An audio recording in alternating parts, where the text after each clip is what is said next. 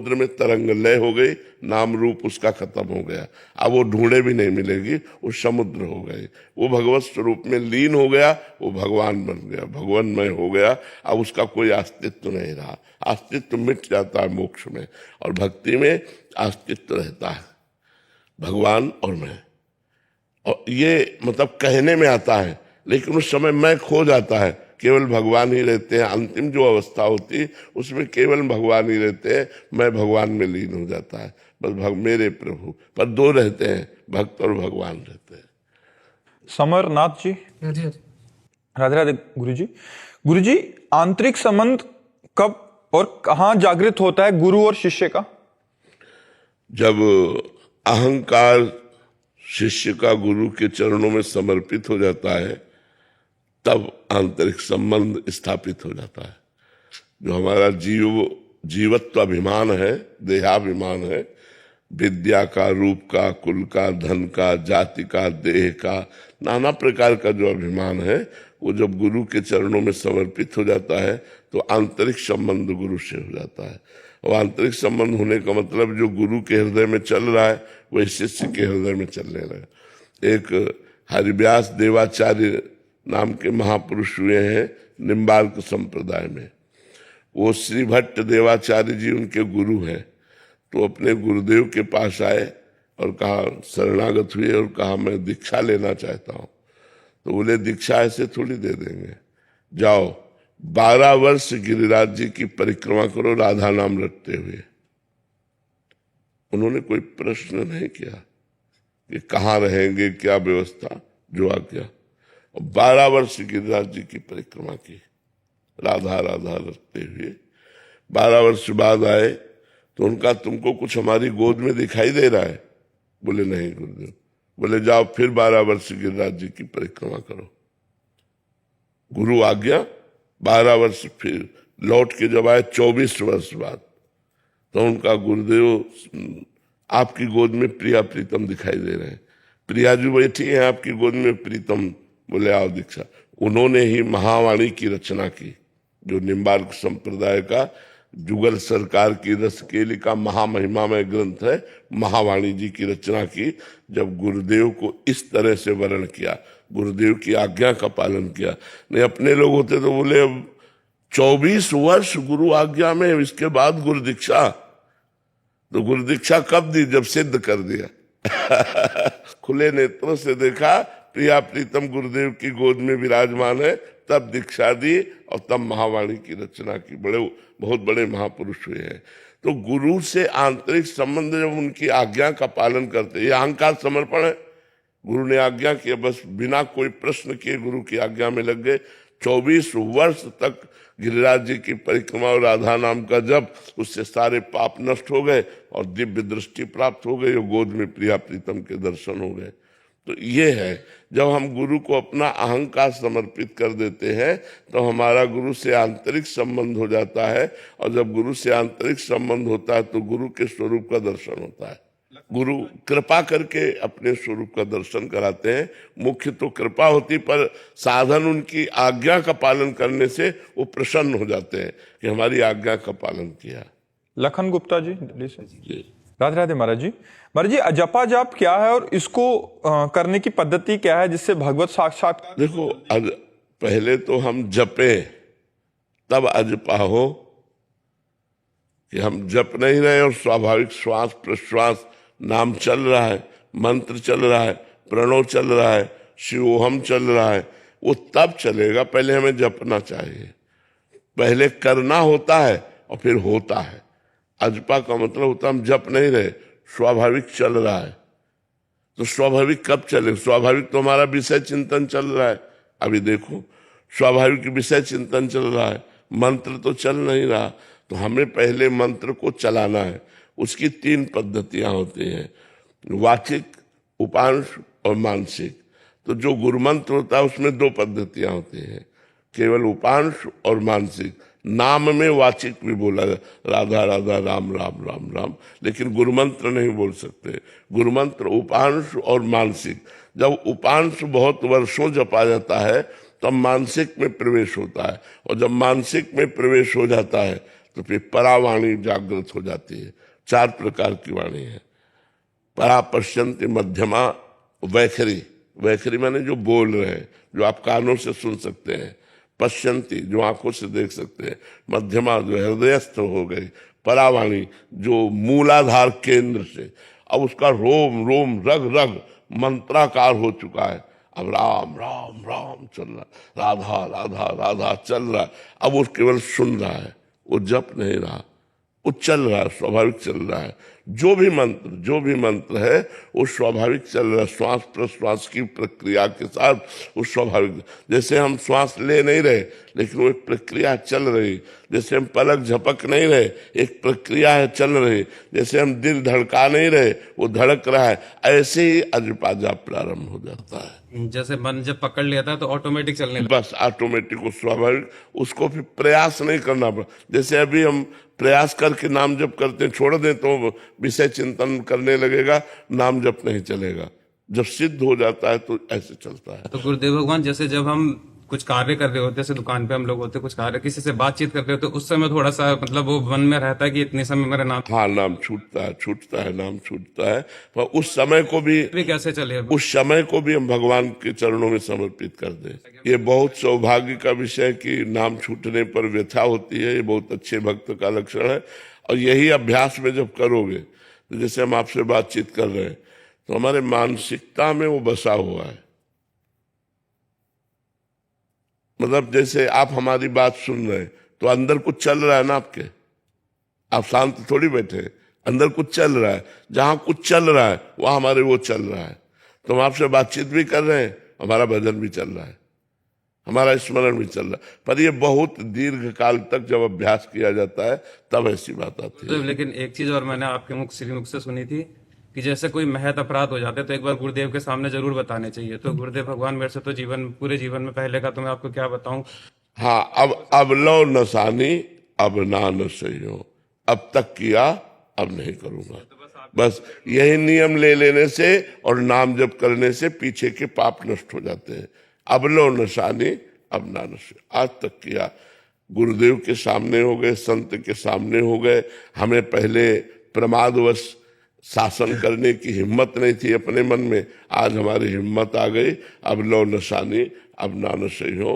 आज तक किया, अब नहीं करूंगा, तो सब माफ हो जाता है और भगवान की प्राप्ति हो जाती है। खूब नाम जप करो, गलतियों से बचने की चेष्टा करो। सोन कन्वर जी जयपुर से। राधे राधे महाराज जी। महाराज जी, एक शिष्य होने के नाते हमारा सबसे महत्वपूर्ण कर्तव्य क्या है? गुरु की आज्ञा का पालन करना। अब जो ये कहें करें हम सोई, आयस लिए चले निज दासी। मन क्रम वचन त्रिशुद्ध सकल मत, हम श्री हित हरिवंश उपासी।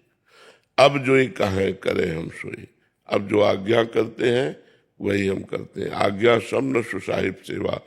अपने गुरुदेव की आज्ञा का पालन करना ही सबसे श्रेष्ठ उपासना है। जो गुरुदेव की आज्ञा पर अपने प्राणों को भी बलिदान कर देते हैं, वो सीधे भगवान को प्राप्त होते हैं। गुरुदेव की आज्ञा बहुत कठिन है पालन कर पाना, क्योंकि मनमुखी चाल है। मन के विरुद्ध गुरुदेव की आज्ञा होती है, तो उस आज्ञा का पालन करना बड़ा कठिन है। अगर आज्ञा पालन कर ले गए तो माया मुक्त हो गए। मोक्ष मूलम गुरु कृपा। गुरु प्रसन्न हो गए, सब काम बन गया। पर गुरु को प्रसन्न करना साधारण बात नहीं। वो सेव संतरा रुपया से जो प्रसन्न होते हैं वो गुरु ही नहीं होते। गुरु वही होते हैं जो भजन और सच्चे अच्छे आचरणों से चले तो गुरु प्रसन्न होते हैं। रुपया सेव संतरा दे के गुरु को प्रसन्न नहीं किया जा सकता। अगर गुरु रुपया की आशा रखता है, गुरु नाना प्रकार के भोग विलासों की आशा रखता है, तो गुरु किस बात का? वो तो भोगों का दास है। तब लग जोगी जगत गुरु, जब लग रहा है निराश। और जब आशा मन में भई, जग गुरु और जोगी दास। जग गुरु और जोगी दास। तो सच्चा संत तो वही है जो भगवंत में स्थित है। और सच्चा संत तभी प्रसन्न होगा जब आप सच्चे बनोगे, अच्छे आचरण करोगे और भगवान का नाम जप करोगे। गणेश जी। जी राधे राधे महाराज जी। महाराज जी आप कह रहे हैं कि जब आप राधा रानी के दर्शन करने या बिहारी जी के दर्शन करने जाते हैं तो उस समय महाराज जी आप उनको निहारते समय उनसे मन ही मन महाराज जी क्या बात करते हैं ताकि हम भी वही बात करें?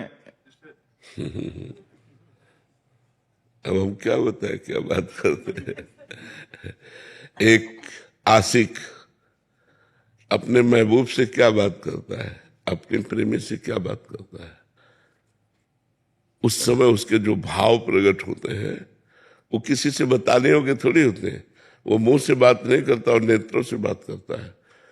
वो ऐसा लगता है नेत्रों से पी जाएगा अपने प्रेमी को, अपने नेत्रों में बसा लेगा। वो जो उस समय की मांग होती है, वो प्रेमियों की बात कह रहा हूं, जनरल तो अपनी मांग करेंगे, हमारा ये हो जाएगा। जो प्रेमी जन होते हैं उनकी मांग बस यही होती है कि बिसरियो ना बिसारियो यही दान मोह दो। हे लाडले, हे प्यारे, तुम मेरे नेत्रों में बस जाओ, मेरे हृदय में बस जाओ, मैं तुम्हें कभी भूलूं नहीं। दर्शन करने तो कुछ मिनट के लिए आया हूं, लेकिन हर समय आप मेरे नेत्रों में बस जाइए। कभी आप हमसे दूरी न होइएगा, कभी आप हमारे चिंतन से न जाइएगा, सदैव हमारे चिंतन में बसे रहिएगा। पी मूर्ति नयनन बसे यही रस रहाय समाय, ये लक्षण सुन प्रेम के और न कछो सुहाय। और कुछ अच्छा नहीं लगता, केवल आप हमारे नेत्रों में बस जाओ। उस समय भक्त की जैसी भावना आती, वो अपने प्रभु से बात करता है। वीर मेहता जी, राधे राधे महाराज जी। महाराज जी मेरी उम्र 19 वर्ष है। आपका सत्संग मैंने लगभग 1 वर्ष पहले सुनना शुरू किया। आपकी कृपा से शराब, मांस, हंस क्रीड़ा, गाली आदि दोष धीरे धीरे छूटने लगे और नाम जप भी कुछ स्थिर हुआ है। बहुत सुंदर, धन्यवाद। इतनी अवस्था में भी आपने शराब पी चुके? जी। अच्छा। महाराज जी कॉलेज आदि में जैसे बच्चे बाहर गए उच्च शिक्षा के लिए, तो महाराज जी उनका माहौल ऐसा है कि वहां के हम जो अटेंडेंट हैं उनसे बात कर, ये आपको एक नहीं महाराज जी, ये तो अच्छे बच्चे हैं ताकि छोड़ दिया उसके बाद आए हैं। काफी बच्चों का सुधार तो है ही है, क्योंकि जो हमसे मिलते हैं। नहीं, हम धन्यवाद देते हैं, हृदय से प्यार करते हैं और भगवान से प्रार्थना करते हैं कि आप सबका मंगल करें, आपकी बुद्धि शुद्ध रखे, आपको स्वस्थ रखे और आप आगे बढ़ो। मनुष्य जीवन बेटा नष्ट करने के लिए नहीं मिला, मनुष्य जीवन समाज को सुख पहुंचाने के लिए मिला है। हम जिन पदों पे जाएं, चाहे टीचर बने, चाहे डॉक्टर बने, चाहे हम समाज को सुख पहुंचाएं, हम कुछ ऐसे बने जिससे संसार को सुख पहुंचाए। क्या मनुष्य जन्म सुअर कुत्ता की तरह वही खा लिया, वही भोग लिया, वही नीच कर्म कर लिए? ये कोई मनुष्य जीवन? मनुष्य जीवन है अपने प्राणों का बलिदान दूसरों के लिए करें, अपने जीवन को ऐसा बनाए जिससे हम सैकड़ों को सुख पहुंचा सके। तब तो कुछ बात समझ में आई। अपने सुख के लिए तो सब मर रहे, संसार और समाज के सुख के लिए जो वही महान है जो समाज के सुख के लिए आगे बढ़े। पेमेंट तो मिलती ही है, लेकिन समाज सुख के लिए अगर हमारी बुद्धि बढ़े तो बहुत उत्तम है। अब कोई गंदी बात मत करना, ठीक है ना? जब तक ब्याह ना हो जाए तब तक किसी बहन, माता बहन से कोई गलत संपर्क न रखना, कोई नशा न करना। बहुत अच्छा है आप लोग काउंटर लिए, मुझे बहुत अच्छा लग रहा है कि आप नाम जप कर रहे हैं। और आप देखना बहुत अच्छे बच्चे बनोगे। अभी आप नाम जप कर रहे हैं ना, आप देखना आपके आगे जीवन की उन्नति कैसी होगी। आप एक महान व्यक्तित्व वाले बनेंगे। बस हमारी बात पर लगे रहना, और जब ब्याह हो जाए तभी भोग करना। जब तक ब्याह ना हो तब तक ब्रह्मचर्य से रहना, फिर आप देख लेना अपना जीवन कैसा होता है। जो लोग ब्रह्मचर्य हल्की अवस्था में नष्ट कर देते हैं वो गृहस्थी लायक भी नहीं रह जाते हैं, वो लोग बहुत हानि को प्राप्त होते हैं। तुम लोग ब्रह्मचर्य से रहो, दंड बैठक मारो, जो हम नियम बताते हैं उनके अनुसार चलो। देखो अभी चमकने लगोगे, नई अवस्था है, अभी दिमाग प्रकाशित होने लगेगा, भगवान की कृपा प्रकाशित होगी। जो आप नाम जप कर रहे हो इससे आपका बड़ा मंगल होगा। कोई नशा नहीं, किसी माता बहन से संपर्क नहीं, गंदे बच्चों का संग नहीं, मोबाइल से गंदी बात नहीं देखना, तो आप देखना आपका जीवन कितना अच्छा हो जाएगा। ठीक है महाराज जी, इसका मूल कारण कहाँ से बिगड़ी? कुसंग को न कुसंगति पाए न साई, रहे न नीच मते चतुराई। ये जैसे वायरस फैलता है ना एक से दूसरे में, ऐसे ही गंदे बच्चे, जो गंदे दिमाग के बच्चे हैं, वो अच्छे बच्चों में भी गंदगी डाल देते हैं, वो अच्छे बच्चों में भी गंदे आचरण डाल देते हैं।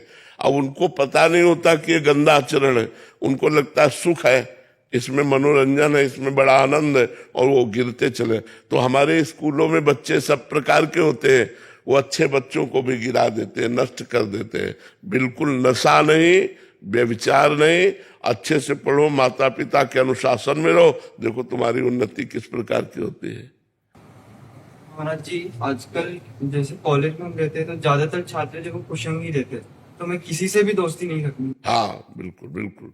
आज का दोस्त ऐसा नहीं कि आपको अच्छे मार्ग की शिक्षा दे कि तुम गलत मार्ग में जा रहे हो, ऐसा शिक्षा देने वाला नहीं।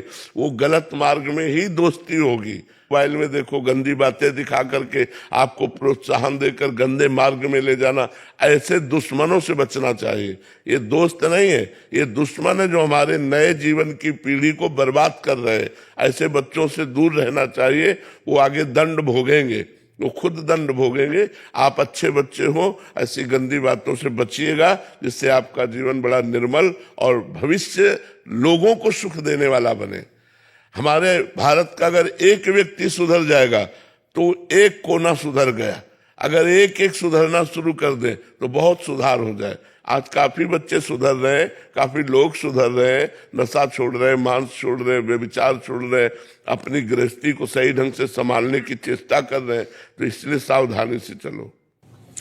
क्लास में ऐसे ही बच्चों का सब होता है जी वो बच्ची बोल रही है कि क्लास में महाराज जी 10 में से 9 ऐसे ही हैं। बिल्कुल अब बिल्कुल। महाराज जी इतना दिक्कत हो जाता है कि 9 बात लेके या कुछ करके, तुम तो पुराने जमाने के हो, हाँ, गलत उसको बन रहे हो। मतलब टॉर्चर टॉर्चर हो जाता है महाराज जी। तो फिर आ जाके 1 साल 2 साल फिर उन्हीं के साथ में हो जाता है। क्योंकि मन भी तो हमारा तरंगायमान होता है।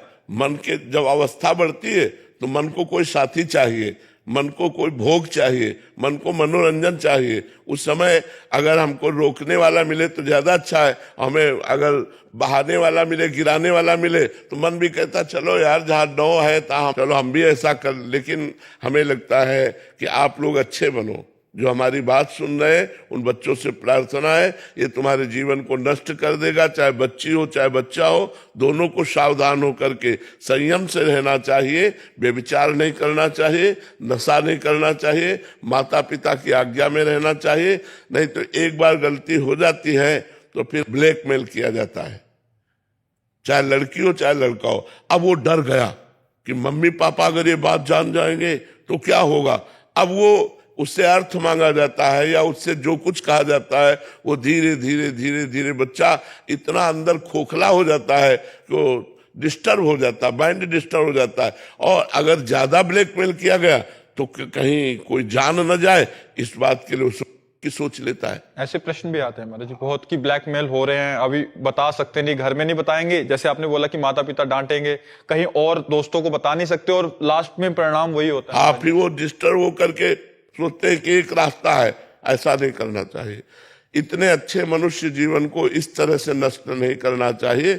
इसलिए पहले से ही सावधान रहो, गंदी बातें मत करो, गंदे आचरण मत करो, किसी को ब्लैकमेल करने का अवसर ही मत दीजिए। आप खुद अच्छे बच्चे बनो, बिल्कुल फटकार दीजिए जो गंदी बातें सिखाने वाले हैं। आप अकेले चलोगे तो 100 को परास्त कर दोगे। अगर आप गलत आचरण में चले गए तो जिसमें 100 बह गए उसी में तुम भी बह गए। इसलिए आप अकेले चलने की सोचो कि मैं एक अच्छा बच्चा बनूंगा, एक भारत का मैं एक अच्छा नागरिक बनूंगा, मैं एक अच्छा सेवक बनूंगा। तो ये मनुष्य जीवन की उन्नति है। जिससे गंदे बच्चे या बच्चियां जो हमें संग में मिले तो उनसे हमसे बचना चाहिए। वो हमें टॉर्चर करे, उपहास करे, गाली दे, सुन लेना चाहिए, चल देना चाहिए।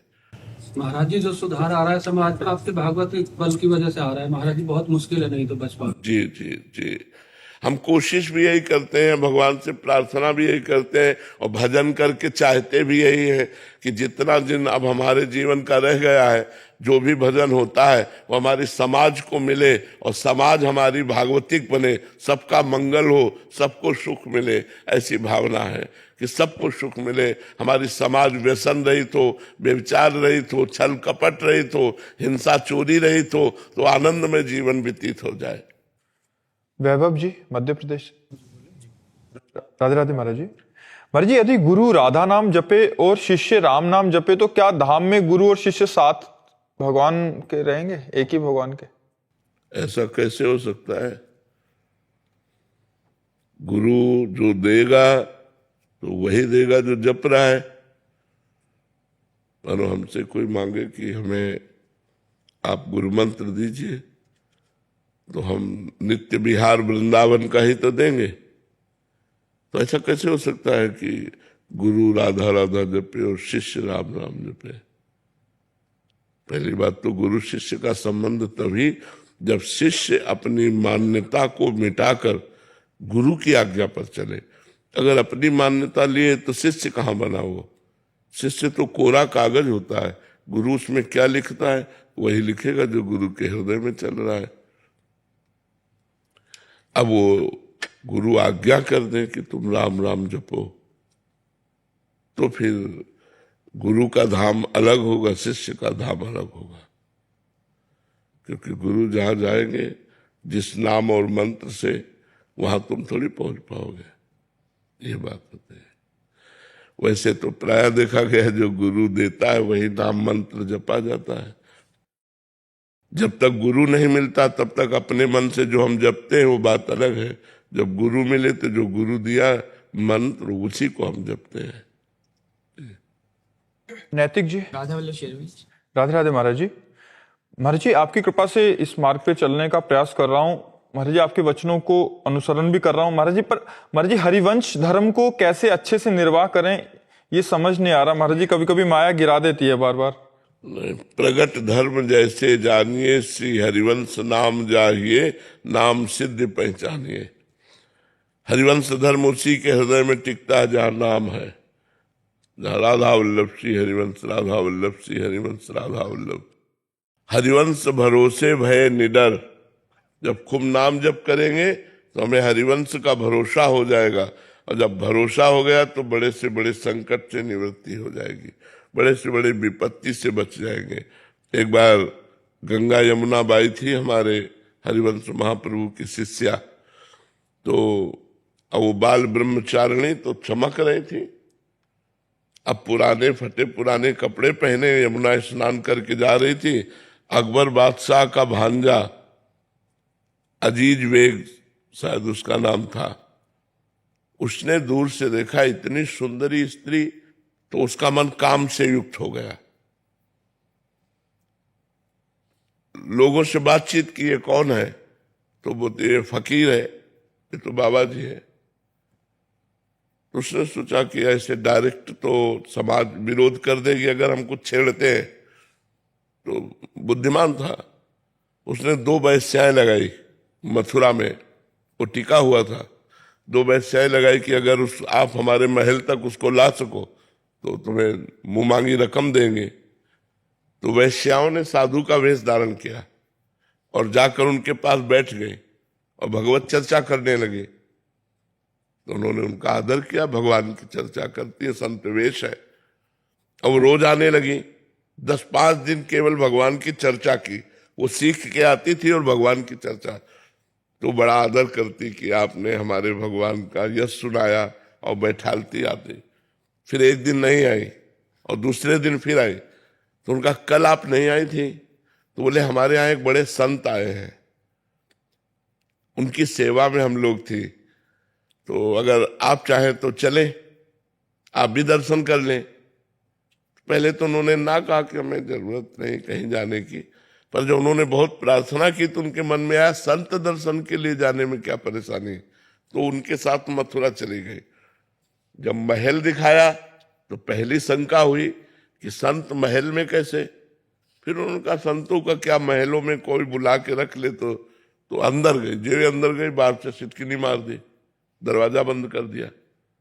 तो उनको शंका हुई, सामने देखा अजीज बेग, और वो कामाशक्त एकदम, अब अधिकार और पद सब कुछ है, और वो भिक्षावृत्ति से जीने वाली, तो उसको नजर में आ रहा था कि क्या है ये, वो भोगना चाहता था।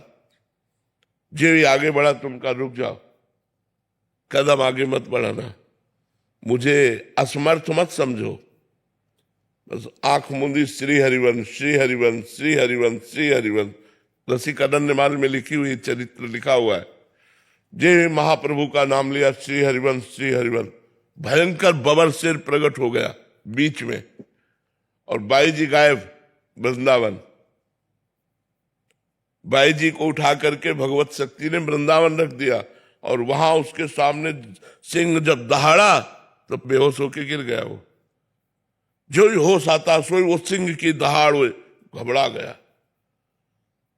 बड़े बड़े पंडितों को बुलाया कि ये हमें क्या हो रहा है, तो उनका अपराध बन गया, जाओ उनके चरणों में पड़ो, साधारण नारी नहीं है, वो भगवान की भक्ता है। तब आकर वृंदावन में उनके चरणों में गिरा और बहुत सोने चांदी की असरफियां और धन दिया। तो उनका ये सब नहीं चाहिए, ये सब बांट दो वृंदावन के ठाकुरों की सेवा में, और आज के बाद किसी भी भक्ता नारी के प्रति कभी ऐसा गलत चिंतन मत करना, नहीं तो तुम्हारा सर्वनाश हो जाएगा। तो खिलवाड़ थोड़ी जो भगवान का भजन करते हैं। हरिवंश भरोसे भय निडर नित गर्जत हरिवंश बल। जब हमारे नाम होता तो एक बस्ती होती, भगवान रक्षा करते हैं, भगवान सब बचाते हैं। तो इसलिए हमें खूब नाम जप करना चाहिए और भगवान का भरोसा रखना चाहिए, आचार्य गुरु का भरोसा रखना चाहिए, वही हमारी रक्षा करते हैं। महाराज जी जैसे सेवक वाणी जी में हरिवंश के बारे में बताया कैसे कैसे आचरण होना चाहिए, पर जो हमारे अलग आचरण तो बिल्कुल विपरीत। धीरे धीरे आ जाएंगे, नाम जप करो, नाम जप से सब आ जाएंगे। हरिवंश नाम है जहां तहां तहां उदारता, सकामता तहां नहीं कृपालुता विषेकिए। हरिवंश नाम लीन जे अजात शत्रु ते सदा, प्रपंच दम्भ आदि दे तहां कछु न पेखिए। जो नाम जप करता है सब ठीक हो जाता है। प्रज्ञा पांडे जी काशी से। राधे राधे महाराज जी। महाराज जी हम अक्सर मोह को ही प्रेम समझ बैठते हैं। महाराज जी क्या किसी एक व्यक्ति से निश्चल प्रेम करना ईश्वर तक पहुंचने का मार्ग बन सकता है? व्यक्ति से स्वार्थ भरा प्रेम होता है, जिसे हम प्रेम कहते हैं, उसमें वासना होती है, उसमें काम होता है। और जहां काम होता है, जहां काम तहां राम नहीं, और जहां राम नहीं काम, एक जगह दिन और रात नहीं मिल सकती। रात है तो दिन नहीं, दिन है तो रात। तो काम है तो राम नहीं, राम है तो काम नहीं। हम किसी भी व्यक्ति से, चाहे स्त्री से या पुरुष से, अगर लगाव रखते हैं तो कोई स्वार्थ बुद्धि होती है।